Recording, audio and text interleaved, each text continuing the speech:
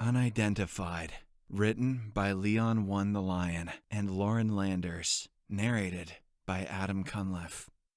Howard Johnson woke up in the medical wing of the base. He blinked a few times, afraid to move, unsure if he was alive or dead. When he finally worked up the energy to lift his arms, he found that he was restrained. Then he began to cry out, begging to be let go. "I'm not an animal! You can't do this to me!" He called out, rattling the arm restraints against the metal bed frame. "I'm not supposed to be here! I have to go! I need to become part of it!" But no matter how much he shouted, the doctors and the nurses wouldn't release him. They just spoke to him in calm tones and asked him questions. "I'm not crazy! I'm not insane!" He yelled into their faces at the top of his lungs. "Why would you restrain me?" Nobody seemed to be listening. Eventually, his commanding officer entered the room. Smoking a cigar, the officer sat down beside Howard and adjusted himself in the visitor's chair. "That was some good work you did out there, Howard. I am sorry for the loss your team suffered. I don't think anybody could have done it better," he concluded with a shake of his head. "What are you talking about?" Howard shot back, unsure what the officer meant. "What happened? We shouldn't be here. We need to get back to it." The officer seemed shocked by Howard's reply and took a few seconds to respond. "You don't remember? Damn, must have been worse out there than I thought it was. You don't remember anything?" he asked again, taking a last puff of the cigar and then tapping it out on the ashtray beside him. "What are you talking about?" Howard returned, but he couldn't hide the way his voice quaked. He didn't understand how the officer could look so calm. "Well, I guess I'll explain it to you," answered the officer, leaning back in the seat and casting his eyes up to the ceiling above him. "I suppose it started about a week ago, when our boys were helping the search and rescue team looking for Richard, who disappeared while flying his private jet." Rachel sat at the desk of the radio tower listening to the aircraft as usual. "This is the Silver-Winged Eagle. We are flying in over the continent of Alton. Still no sign of Mr. Frederick or his plane. If he crash-landed over this continent, I hope the best for him. A lot of nothing out here. Just a couple of small tribes here and there. Hopefully, they're not hostile. It would be an alien world for a rich guy like that. I don't know if he would last long." "Copy that," Rachel replied. "Let me know if the situation changes." She continued running the radio, listening to airplanes from search and rescue and regulating other air traffic in her local area. After about 45 minutes, she picked up a message from the Silver-Winged Eagle again. "Looks like we have something here," the man said, and began to relay his coordinates. "Is it our missing person?" Rachel asked. "No," he replied. "It's just so beautiful here. I wish everyone could see it. You should all come down here and see it for yourselves." "Pardon?" she asked, unsure if she'd misheard him. "I don't know if there's a need for all that, pilot. You could just take a picture and send it to us." "No." The pilot's voice came again through the receiver, clear as if the man was standing right in the room with her. "You have to come see it in person. It's just so beautiful and—" He never finished the thought. Instead, the whining sound of an engine screamed through the receiver, followed by the sound of a large explosion. "Hello?" Rachel radioed the Silver-Winged Eagle again. "Can you reply? Silver-Winged Eagle, come in."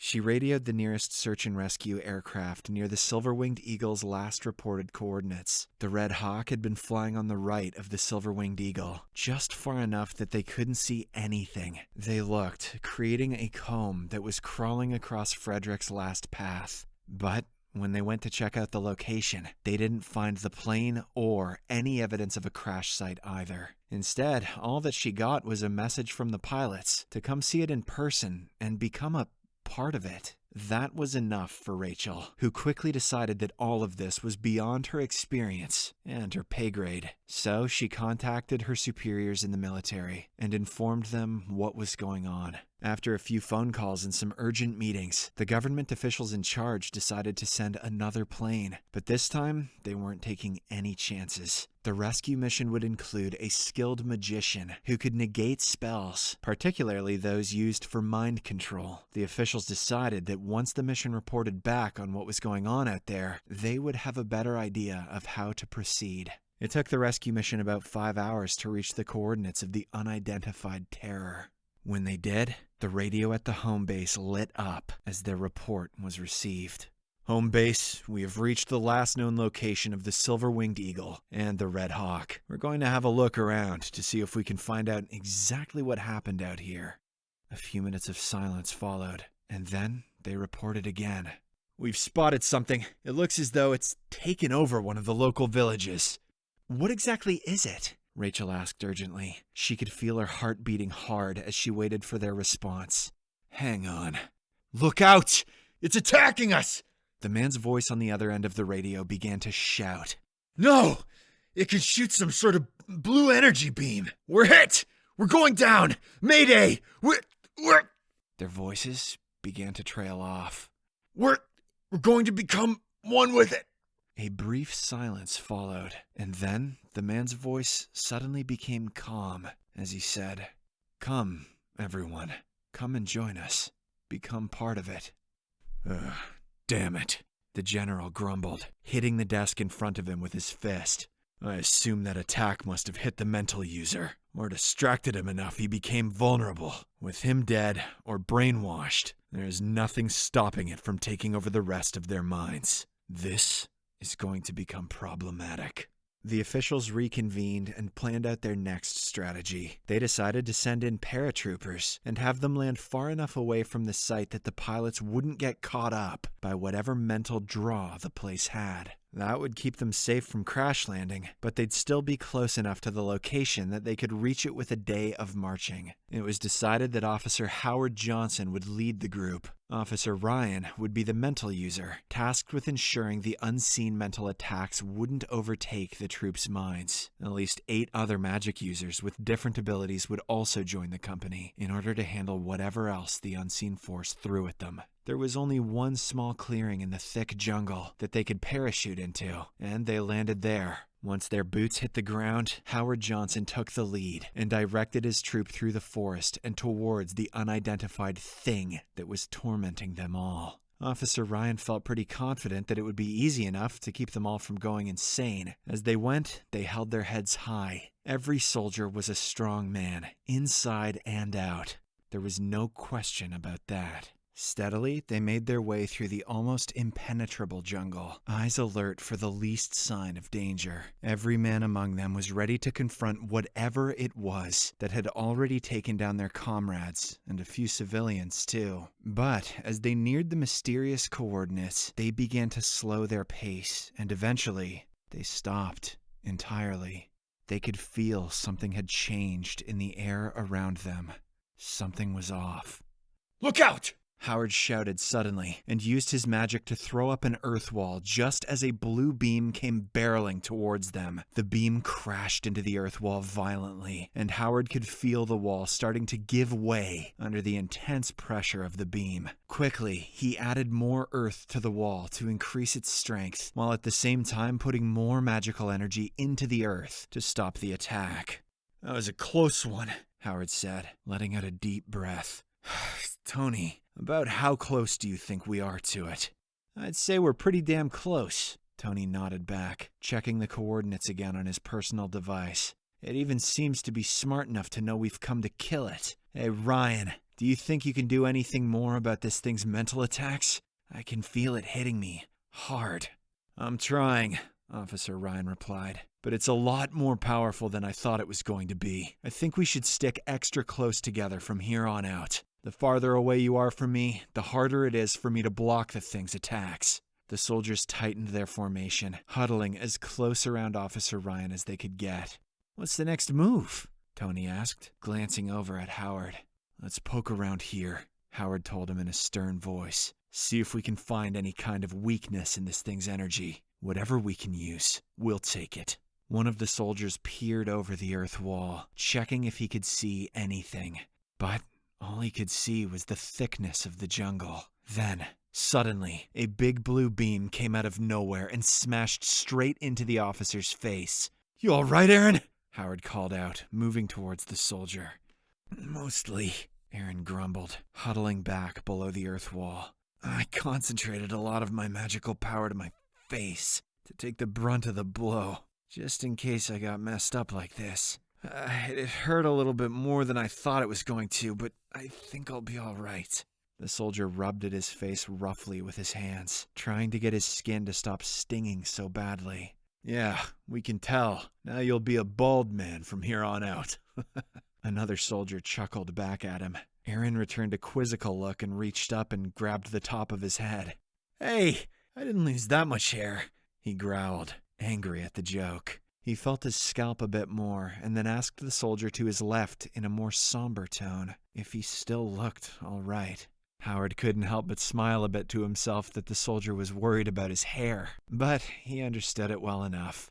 "Doesn't look too bad, Aaron, really. You're just starting to look like the old man you are, a bit earlier than expected." He gave a playful wink and then motioned the men to focus again. The doctor crouched over to take a look at him. "I think it will be all right. He's a little bit burned up, but we'll report this to the base right now so they know we can withstand its attacks, at least a little." Howard expanded his earth wall a bit more, stretching the circle further out around whatever it was. Time and again, he tried sending the wall in a little bit closer, but each time he did, it was met with resistance. Then, a blast of blue beams sprayed towards them from the unidentified entity. Clearly, the thing didn't want them to approach any further. After a few more minutes without progress, Howard radioed the command center and explained everything. "It looks like it's only letting us get within 50 yards of it, and no further. We're not entirely sure how we're supposed to attack it or approach it at this rate." He spoke in hushed tones with the command center for a bit longer, until they decided the best course of action was to try to build an earth dome around the thing. Heck, if it wouldn't let them approach any further, then perhaps they could seal it away and let it stay just where it was, contain the infection, so to speak. With that, the team immediately got to work building an earth dome around the thing. As they went, the day passed by, slowly, the hours feeling like eternities. Every minute they spent around the thing, the crazier they started to feel. Already, Aaron was breathing heavily. Howard watched as Aaron pressed his hands up against his head, as if he was trying to physically stop the attack. After an hour, the soldiers noticed that one of their members had disappeared. At first, they hoped he was just taking a bathroom break, but when he didn't return, Howard felt even more uneasy. No one could say for sure how long that man had even been gone, or what had happened to him. They just kept working. It seemed the only thing they could do. They soldiered on until it got too late to work, and then they all decided to march back to the field they'd landed in to wait out the night. Howard wanted to get his men far enough away from the mental attacks so they wouldn't wake up in the middle of the night and walk into whatever sort of hell that thing really was. The men spent a fitful night. When they awoke the next morning, they were greeted with reinforcements, making them 10 teams in all. Howard and his new comrades marched back to the coordinates again, now marked by their earth wall. On the way there, however, Howard began to notice the trees swaying back and forth in a most curious way. At first, he paid it no mind and pressed on. But then, he suddenly found himself laying on the ground as his soldiers marched by above him. He had no recollection of falling or lying down, but his head felt funny. Eventually, one of the mentalists who was holding off the psych attack leaned over him and picked him up off the ground. "Come on," the man said. "We gotta get this done." Howard nodded, and the soldier gave him a boost of extra mental strength, which helped. He found his way back onto his feet again and continued his march towards the objective. When they arrived, Howard noticed his soldiers began muttering odd things to themselves as they worked. Under their breath, each soldier seemed to express disdain for being there, or they lamented other problems in their lives. He ignored the fuss and kept working on the earth wall himself, but after another 2 hours, one of the soldiers reported that somebody else was missing. Not long after that, a soldier got a bit careless and stood up suddenly to stretch. When his head rose above the earth wall, it was taken straight off by a blast of blue energy from the unseen enemy. After that, Howard decided he needed to take a walk to clear his head. But when he approached one of the new teams that arrived that morning, he saw they were creating an unusual structure rather than the Earth Dome they were supposed to be building. "What is this?" Howard asked angrily, annoyed that the men were so off task. "We're building an altar to worship the thing," one of the men replied, calmly, his voice strangely tight. Howard blinked, unsure if he'd heard the man right. "You're building an altar to worship what exactly?" The soldier looked confused by the question and took a few moments to respond. We don't know. We're just going to worship it." "Well," he struggled to find the words that he needed to say just to stop them from what they were doing. After not being able to find them, Howard nodded. "I guess that makes sense." With that, he walked off, happy to let them do whatever they wished. It wasn't until Officer Ryan came over that he realized what was going on. When he did, he felt a shiver run through his spine, knowing that the men had no business building any sort of altar. He marched straight towards their mentalist and pulled him out of his trance. Then, he demanded that the mentalist get the group out of their own daze. The mentalist seemed to wake from a deep sleep, but when he did as Officer Ryan had instructed. The day went on, and with it came more and more reports of strange occurrences. Morale was dropping fast, and none of the men were sure if they were going to be able to complete the job. Some of the men babbled on about years gone by, small, sad stories of their childhood heartbreaks or lives they wished they'd lived. Sometimes a soldier began to cry, and then, just as suddenly, he would break out in chaotic laughter. The whole crew seemed to be caught in a waking dream. Their eyes filled with a strange light, and their lips stretched into grimaces that looked like smiles when the shadows fell on them just right. No one could say how they did it, but by the end of the day they had finally finished the dome. Howard radioed the command center to arrange their extraction. Then they all began to march back to the field where they'd landed the day before. Everybody was tired and exhausted, and it took all of their effort to put one foot in front of the other. The trees rang with the sounds of their grumbling and complaining. Howard did a head count and realized about half of the men were missing. 2 of the reinforcement teams were missing entirely, while the rest of the teams had at least 2 to 3 soldiers missing from each. At the extraction zone, they grouped together, waiting for the helicopters to arrive and lift them to safety. When the helicopters finally arrived, Howard felt a bit of relief as he watched the first bunch of soldiers take off into the sky. But then, he heard one of the soldiers on the radio, shouting that they were being taken in the wrong direction. The pilot's voice sounded calm and confident as he replied that they were going in the direction they needed to go. After that, there was a brief commotion on the radio and the sounds of a struggle as the soldiers tried to regain control of the chopper. Then, Howard watched in horror as the helicopter sagged in the sky and then crashed into the tree line on the other end of the field. "What the hell is going on?" cried Howard, and he started to jog towards the crash site. "Are you trying to kill us all?" But before he could do anything else, Howard felt a small prick at the back of his neck. He grabbed at it and pulled out a hypodermic needle from his skin. In horror, he realized that he had been drugged. Then he fell to the ground, unconscious. "We're sorry about all that. Truly." The commanding officer sighed from his chair as he finished up his story. "You guys were becoming crazier and crazier. Real loony bins you were. We were listening to you over the radios, and it didn't look good. So we sent in a specialist to neutralize you, if you were unmanageable. It looks as though we should have knocked you all out from the start, though. Would have saved a couple of lives anyway. About half of the soldiers on that helicopter died. Some of them were never found, but somehow a few of them managed to survive. They're doing all right now. The medics are taking good care of them. Now we're just keeping our fingers crossed that the rest of you will be able to pull through. You came back physically. Hopefully we can get you guys back mentally too. For now, We've decided the safest course of action is to designate the area as a no-fly zone. We'll decide to do with it later on, I suppose. Not to mention, nobody actually knows if you finished building the dome. No one's willing to fly over there to take a look, and you guys were too much of loonies to confirm. I don't understand, Howard stammered back. Why would you tell me that story anyway? Don't you see? We have to go back to it. We have to become part of it. It's too beautiful. The commanding officer shook his head at Howard and lowered his eyes, wondering if he should call the nurse in. Howard shook his restraints again and tried to reach for the officer, his eyes pleading to be released. As he did, the officer covered his forehead with his hand before dragging his fingers through his hair, and then said, "The only thing I don't understand is why won't anyone tell me what the hell that thing is? If I'm going to be mad, I want to know what I'm mad at."